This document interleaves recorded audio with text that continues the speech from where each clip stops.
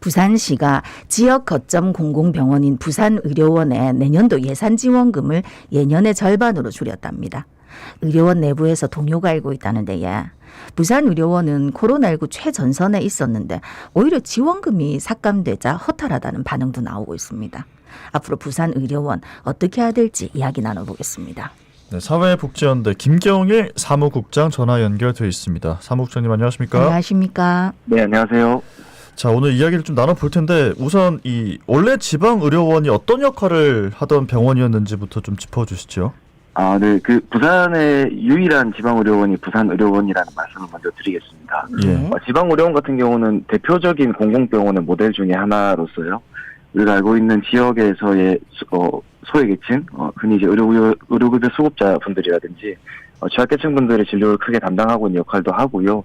단순히 어떤 병원으로서의 진료 기능만을 수행하는 것이 아니라 지역의 건강 격차라든지 고령화라든지 지역에서 나타나고 있는 건강과 관련된 여러 가지 연구들, 정책 사업들을 수행할 수 있는 그런 대표적인 좀 중심기관이다. 이렇게 설명드릴 수 있겠습니다. 예, 그래서겠지. 부산의료원이 이제 2020년 2월부터 코로나19 전담병원으로 지정이 됐습니다.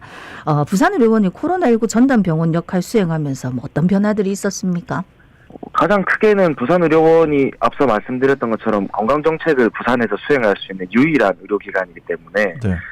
일반적으로 우리가 알고 있는 종합병원의 기능을 전면적으로 코로나 초창기 때는 중단을 했습니다. 그러니까 부산의료원 내에 입원해 계신 분들도 다른 병원으로 다 소개를 해드리고 외래 진료까지도 다 중단하면서 완전히 이제 코로나19 환자만을 치료하기 위한 기능을 2020년 초창기까지는 수행을 했었고요. 예. 그 이후부터는 이제 코로나 단계 격상에 따라서 병상을 이제 수를 조절하게 됐는데 사실상 감염병 환자를 치료하기 위한 이제 기능을 계속적으로 수행하게 되면서 다른 이제 코로나 호흡기 질환 외에 다른 분들이 의료원에 입원을 하거나 수술하기에는 굉장히 어려운 상태로 운영이 됐었고 외래 진료는 사실상 부분적으로 수행을 했습니다만 입원이라든지 수술이라든지 외래 진료가 코로나19 격상 단계에 따라서 계속 이제 좀 들쑥날쑥하다 보니까 다른 분들이 부산의료원을 이용하는데 굉장히 좀 어려움이 많으셔서 사실상 좀 감염병 환자 치료 밖에 수행할 수밖에 없었던 그런 상태에 좀 있었다 이렇게 말씀을 드리겠습니다. 그러니까 진짜 말 그대로 코로나19 전담 병원이 된 건데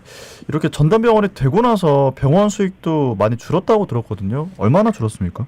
네, 일단은 이제 코로나19 환자만을 진료했기 때문에 우리가 일반적으로 알고 있는 이제 여러 가지 병원에서 시행되는 어떤 진료라든지 검사라든지 이런 것들이 다 대폭 외축이 됐고요. 네. 뿐만 아니라 이제 우리가 단순히 의료 수익만을 보는 게 아니라 의료 외 수익이 있습니다. 진료 외 수익이라는 거는 부산의료원에서 운영하고 있는 장례식장이라든지 내지는 이제 정부 보건복지부에서 수행하고 있는 여러 가지 사업들에 대한 보조금 이런 것들이 이제 대표적으로 다 부산의료원의 의료 외 수익으로 잡히게 되는데 이런 어떤 의료 외 수익들이 코로나19 어떤 병상에 대한 중수본, 중대본에서 소개하는 지원 예산으로 다 전환이 되고요. 의료 수익 같은 경우는 진료가 전면적으로 중단이 됐기 때문에 적극적으로 진료를 하지 못한 것에 대한 손익이 컸습니다. 그래서 제가 단적으로 말씀을 드리면 2019년에 코로나19 이전에 의료 손익이 한 36억 정도, 약 40억 정도 적자가 났었는데요. 2022년 올해 10월 기준으로는 320억가량 의료 손익이 마이너스가 났습니다. 그러니까 진료 수익이 겨우 적자가 한 36억 정도로 유지를 해왔던 부산의료원이 올해 10월 기준으로는 약 300억 넘게 진료 손익이 마이너스가 났다. 이렇게 좀 말씀드릴 수 있겠습니다. 네, 지금까지 쭉 설명에서도 말씀하셨지만 부산의료원 같은 경우에는 무슨 수익을 창출하기 위해서 만든 병원이 아니라 말 그대로 이제 공공의료를 담당하기 위해서 만든 병원이기 때문에 이렇게 늘 이제 적자가 발생할 수밖에 없다 아닙니까? 네. 그러면은 그 적자는 어떻게 손실은 어떻게 메우는 거지? 보통 이제 아까 코로나19 이전에 말씀드렸던 부분은 이제 부산의료원이 아무래도 의료급여 환자라든지 수가가 좀 낮으신 분들이나 내지는 진료를 민간에서 거부하는 경우라든지 이런 분들의 이제 진료를 주로 담당하다 보니까 진료 손익에는 마이너스가 납니다. 나는데 이제 아까 앞서도 잠깐 말씀드렸던 것처럼 진료 외 수익 영역에서 정부 보조금이라든지 다른 어떤 장례식장이라든지 수익을 창출할 수 있는 다른 방법으로 부산의료원의 적자를 메워왔었고 그 중에 이제 정부가 하는 역할 외에 부산시가 그 적자 부분을 메꿔주는 역할 중에 대표적인 예산이 공익진료 결손분이라고 하는 매년 50억가량을 부산시가 11호 지원해주는 예산이 있었습니다. 네. 근데 이제 이 50억 가량 지원해주던 예산을 이제 작년부터 부산시가 계속 삭감 마련을 시도를 해왔는데 올해 특히 대표적으로 이제 반액 삭감한 예산이 올라와서 네. 현재로서 큰 논란이 되고 있다 이렇게 좀 말씀드릴 수 있겠습니다. 저희 정부가 코로나19 대응 의료기관에 대한 회복기 손실 보상을 진행하고 있다고 하는데 부산 의료원에는 이게 지금 도움이 되고 있는 상황입니까? 뭐 당장에는 도움이 당연히 된다고 말씀을 드려야겠습니다만은 네. 이 정부가 발표한 회복기 손실보상 같은 경우 6개월 정도로 현재 좀 한정되어 있는 기간이 있고요. 뭐 대표적으로 이제 지방의료원이 아까 제가 의료급여 환자를 많이 본다 말씀을 좀 드렸는데 네. 우리가 이제 진료 수익 같은 경우는 진료를 하게 되면 바로 수익이 나는 경우가 아니라 이제 건강보험공단이라든지 의료급여 같은 경우는 이제 각 지자체에서 그 급여를 청구한 것에 대한 이제 예산이 이제 후에 쉽게 말하면 후불로 지원이 되는데 이제 부산의료원 같은 경우는 그래서 이제 지방의료원이라든지 소외계층분들이 진료를 많이 보고 있는 공공병원은 결산을 통한 진료 수익을 정산하는 게 굉장히 큽니다. 근데 이제 회복기 손실보상 같은 경우는 당장 매월 생활하는 데에 대한 운영 지원은 될 수 있겠으나 당장 이제 연말 결산 같은 경우에 큰 적자가 예상되는 부분에서는 아무래도 좀 충분하지 못하다는 게 좀 우려가 있고요. 그리고 이제 제일 큰 게 그 코로나19 이전에 부산의료원이 병상 가동률이 약 80% 정도가 됐습니다. 네. 그러니까 전체 병원에서 80%가 이제 입원 환자가 있고 병원이 가동되는 상태였는데 현재 20%대밖에 채되지 않거든요. 그래서 코로나19 이전과 이후를 비교했을 때 약 병상 가동률이 55% 정도 차이가 납니다.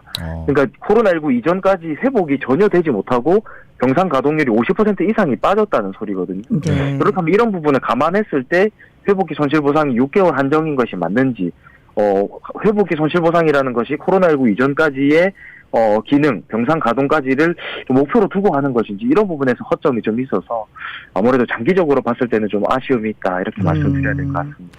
그러니까 이제 2023년 예산안에서 아까도 말씀하셨지만 공익진료 결손분 원래 50억이었는데 25억으로 이제 반토막이 됐다 이렇게 말씀하셨다 아닙니까? 네. 그러면은 지금 이 의료원 자체에서도 그렇고 여러 가지 문제가 많이 생길 것 같은데 어떻게 진단하십니까? 이게 공익진료 결손분이 이제 이름이 공익진료 결손분이라는 이름으로 말씀드려서 그런데 네. 사실상 부산의료원에 부산시가 지원하고 있는 예산이라고 보시면 될 것 같고 네. 이 중에 실질적으로 부산의료원에서 응급실에 대한 의료진의 인건비를 한 절반 정도 사용하고 있습니다. 그러니까 단적으로 부산시가 50억을 지원하는 예산이 부산의료원 응급실 운영비의 일부로 쓰여지고 있는데 네.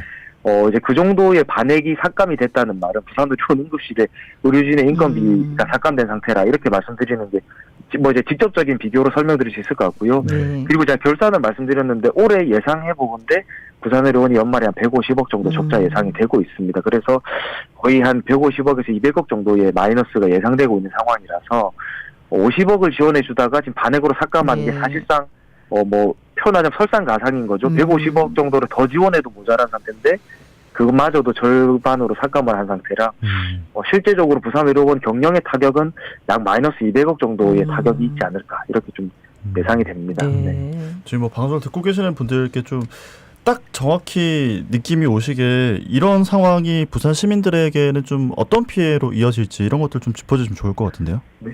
아무래도 이제 부산의료원이 종합병원이다 보니까 민간에서 하지 않는 진료 과목이라든지 뭐 소외계층이나 취약계층분들, 뭐 홈리스, 이주민 등등 정말 사회보장제도 밖에 있는 여러 좀 취약계층분들이 의료 이용을 하는데 굉장히 어려움을 겪으실 거고요. 그리고 지금 코로나 재유행 이야기가 나오고 있는데 하나 말씀드리고 싶은 부분은 부산의료원은 코로나19 대응 처음부터 끝까지 감염병 환자 치료를 멈추지 않고 계속했던 유일한 의료기관입니다. 그러니까 지금 재유행이라든지 독감이라든지 여러 유행 상황들이 아직까지 반복되고 있는데 부산의료원의 직원분들이 급여를 받지 못하게 되고 병원이 만약에 뭐 파업을 하게 되거나 운영을 멈추게 된 상황이 돼버리면 의료 안전망에도 문제가 생길 것이고 반복되는 코로나19 유행 상황에서 감염병 대응도 이제 정지될 상황이다. 그러니까 말 그대로 유일하게 버티고 있는 기관이 부산의료원 한 곳이기 때문에 이런 여러 가지 건강정책 기능들이 모든 게 멈추게 될 위기가 눈앞에 있다. 이렇게 말씀드릴 수 있겠습니다. 네. 어떤 대책이 필요할까요? 아무래도 부산시가 적극적인 예산 지원을 하거나 내지는 정부의 이런 지원이 좀 추가적으로 될 수 있게끔 요구를 하거나 입장이 표명되어야 되는데 다른 시도 같은 경우는 뭐 인천 같은 경우는 대표적으로 경기도 같은 경우죠. 경기도 같은 경우는 대표적으로 경기도에서 회복기를 좀 더 부여하고 회복기 예산을 좀 더 지급하겠다라는 의결이 경기도의회에서 된 것으로 알고 있습니다.